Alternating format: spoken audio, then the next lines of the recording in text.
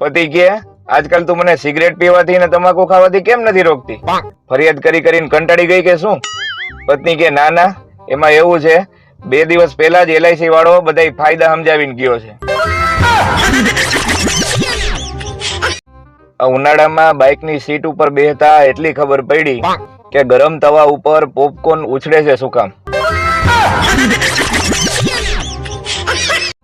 એક તો હું માસૂમ અને ઉપરથી સીધો.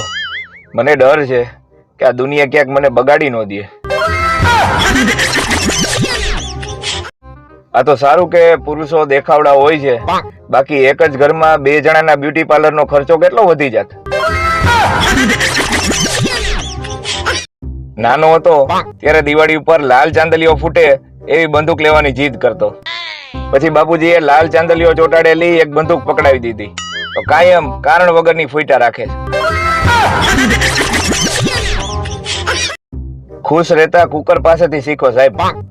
ઉપર પ્રેશર, નીચે આગ, તોય બિંદાસ સીટી મારતું રહે. છાસ, લીંબુ શરબત, કેરીનો રસ, શેરડીનો રસ, આ બધી તો અફવા છે. સાચી ઠંડક તો પત્ની શાંત રહે ને એમાં જ છે. પતિ કે તું આટલી બધી સરસ ચટણી કેવી રીતે બનાવી હગસ? પત્ની કે હું છે ને બનાવતી વખતે તમને મગજમાં રાખું છું, એટલે ટીચવામાં હેલું રહે. એક ભાઈ બાબા પાસે ગયો કે બાબા મારે જીવનમાં આગળ વધવું હોય તો શું કરું? બાબા કે લે આ પથ્થર અને તારા મોબાઈલ ઉપર માર. કોઈની પાસે એવો મેસેજ પડ્યો છે જે 11 લોકોને મોકલવાથી ઘરવાળી સીધી થઈ જાય? હેલ્મેટ અને પત્નીમાં શું સમાનતા છે ખબર છે? બેયને માથે ચડાવો ને એટલે જીવ બચેલો રહે. આજનું જ્ઞાન, બહુ રીલ્સ નહીં જોવાની, નકર નેટ પૂરું થઈ જાય.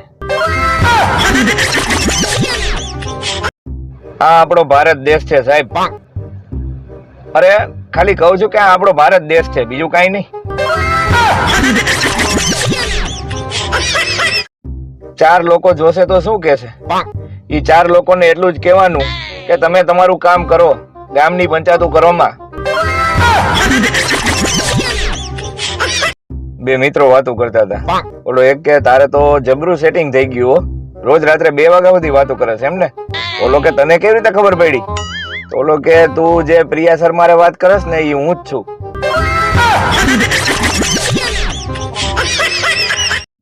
સાસુમાં કે વહુ બેટા આજે તારી પહેલી રસોઈ છે, શું બનાવીશ? વહુ કે મેગી. હું તો મારા બધા ભાઈબંધને ભૂલી જ ગયો હતો, પણ એક પિક્ચર જોયું ને તો બધા યાદ આવી ગયા. પિક્ચર નું નામ હતું કમીને.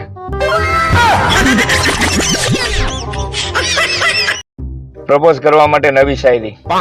ઓનિયન કટ કરવાથી આવે છે આંખમાં આંસુ, શું તારી મમ્મી બનશે મારી સાસુ? પતિ એની પત્નીને કે કેટલું બોલસ તું, કઈક બોલવાનું માપ રાખ. હજી તો થાયકો પાયકો નોકરીએથી ઘરે આવ્યો, કઈક આરામ કરવા દે, રિલેક્સ તો થવા દે. તો પત્ની કે અમારે હું નો રિલેક્સ થવું હોય? પત્ની કે ટોટલ બોડી ચેકઅપ કરાવ્યું, પણ શું બીમારી છે એ ખબર પડતી નથી. તો પતિ કે એમાં ડોક્ટરનો વાંક નથી, તમારે બધા અંગો આડાવડા હોય, મગજ ગોઠણમાં હોય, દિલ છે એ તમે બધા હાથમાં લઈને ફરતા હોય, અને લોહી પાછું તમારું હોય નહીં, બીજાનું પીધા રાખતા હોય. એટલે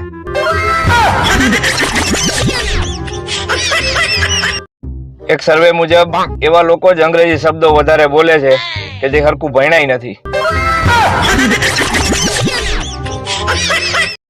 જો કોઈની બોરિંગ વાત હોય તમને ઇન્ટરેસ્ટિંગ લાગવા માંડે તો તમારું ફરી ગયું છે, એને પ્રેમ નો સમજતા. પ્રેમી કે તું મને ખરેખર પ્રેમ કરસ? પ્રેમિકા કે આ અજમાવીને જોઈ લે, તારા માટે ગમે કરી શકું. ઓલો કે એમ? તો 47 નો ઘડિયો બોલ. ઓલી હજી બેભાન છે. એક સર્વે અનુસાર મૂછવાની ચિંતા જણ કરતા બાયુને વધારે હોય, જેને એ અપર લિપ્સ કહે છે. નાના ભાઈ નું એક્સિડન્ટ થયું, મોટા ભાઈએ ફોન કર્યો કે શું થયું? ઓલો કે કાંઈ નહીં, ભેંસ ભટકાણી. ઓલો કે બીજી વાર. માએની દીકરીને ફોન કર્યો કે કેમ બેટા રડે છે, સાસરામાં કઈ દુઃખ છે? તો ઓલી કે મમ્મી કેવો પતિ ગોતી દીધો છે, બાજવાની મજા જ નથી આવતી. ઊંચા અવાજે બોલવા માંડું તો સામેથી સોરી સોરી કહેવા માંડે છે. આમાં મારે એને ઘગલાવા કેમ, અને મારા બાજવાના મૂડનું એ ધ્યાન કોણ રાખશે? એક ભાઈ ગ્રુપમાં મેસેજ મૂક્યો કે હું પરણી ગયો. ત્યાં પેલી વેલી કોમેન્ટ આવી કે વ્યક્તિગત સમસ્યાના રોદણા આ ગ્રુપમાં કોઈ રોવા નહીં. માણાનું ભોળ પણ તો જોવો. એકનો હાથ ભાંગ્યો હતો ને, હોસ્પિટલે ગયો અને સામે 2 હાથ ભાંગેલો માણા મળ્યો. ઓલાને પૂછ્યું, ભાઈ તારે 2 વાઈફ છે? પડવું હોય ને તો પ્રેમમાં પડજો, બાકી પતંગ ચગાવતા ચગાવતા છત ઉપરથી ન પડતા, હાડકા ભાંગી જાય.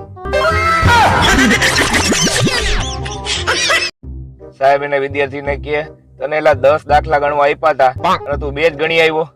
બોલો કે સાહેબ તમે જ કહેતા હોય કે જીવનમાં સંતોષ રાખવો. ગામના ગઈઢિયાઓ કલાકો સુધી તાપડા પાસે બેઠા રહીએ, પાછા આપણે ઠંડીનું પૂછીને તો કે આ તો કાંઈ ન કહેવાય, ટાઈટ તો હાસી અમે જ હોય છે.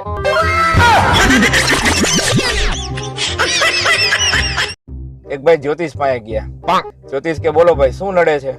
બોલો કે દીવથી આવતા નાનું એવું ચેકપોસ્ટ નડે છે. પતિ પત્નીને કહે તું તો કહેતી હતી કે રાતના ખાવામાં 2 વિકલ્પ છે, તો અહીંયા તો એક જ શાક દેખાય છે. પત્ની કહે હજી 2 વિકલ્પ છે, ખાવું હોય તો ખાવ નકર જાવ.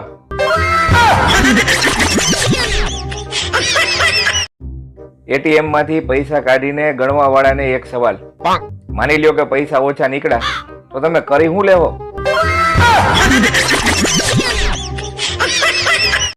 હું નાનો હતો ને ત્યારે એકવાર સાયકલ ઉપરથી પડી ગયો હતો. ત્યારે ઇન્સ્ટાગ્રામ નહોતું, એટલે આ વાત આજે કહું છું.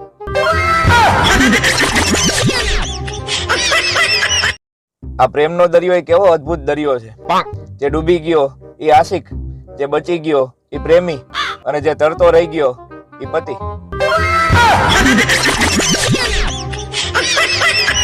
પેલાના જમણવારમાં અને અત્યારના જમણવારમાં મૂળભૂત ફેર. પેલા જમવા વાળા એક જગ્યાએ રહેતા અને પીરસવા વાળા ફર્યા કરતા. હવે પીરસવા વાળા એક જગ્યાએ રહે છે અને જમવા વાળા ભાટકા કરે છે.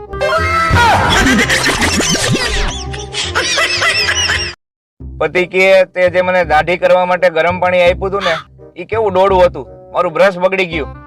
પત્ની કે ગરમ પાણી નહોતું, સવારની તમારા માટે ચા હતી.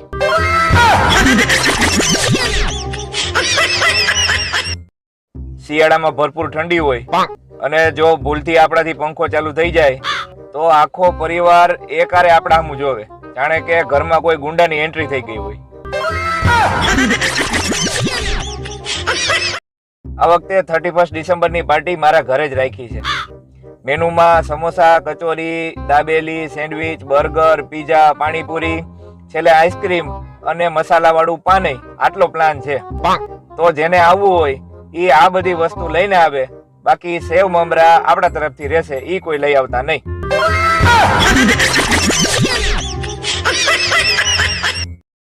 આ ચશ્મા વાળા લોકોની ઇજ્જત કરો સાહેબ, ઈ તમને સારી રીતે જોવા માટે પૈસા ખર્ચે છે.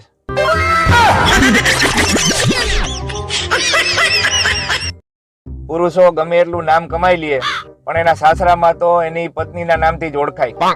કે જો હમણાં જયશ્રીનો વર આવ્યો હતો.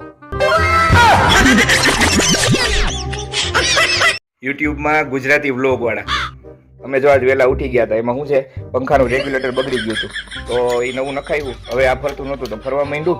અહીંયા પંખાની સ્વિચ ચાલુ કરી તો પંખો ચાલુ થાય છે, પછી ધીમે ધીમે એક પાંખિયું ફરે છે, પછી બીજું ફરે છે, ત્રીજું ફરે છે. એમ કરતા કરતા પંખો જ ફરે છે અને પંખામાંથી દાઢી હવા આવે છે. તમારે જો દાઢી હવા લેવી હોય તો આવી જાવ.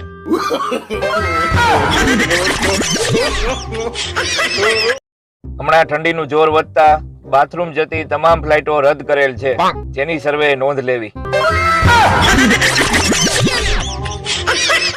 છોકરાઓને સમજાવતા સમજાવતા થાકી ગયો કે તમારા મમ્મીની બેનપણી ઈ માસી કહેવાય, ફઈ નહીં.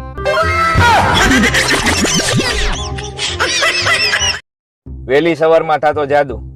કે સવારે 6 વાગે ઉઠો, પછી એક બગાસું ખાવ, પછી 5 મિનિટ ખાલી ઓઢીને સૂઈ જાવ, 5 મિનિટ પછી ઉઠો, ઘડિયાળમાં જોવો, સવારના 9 વાગ્યા હોય.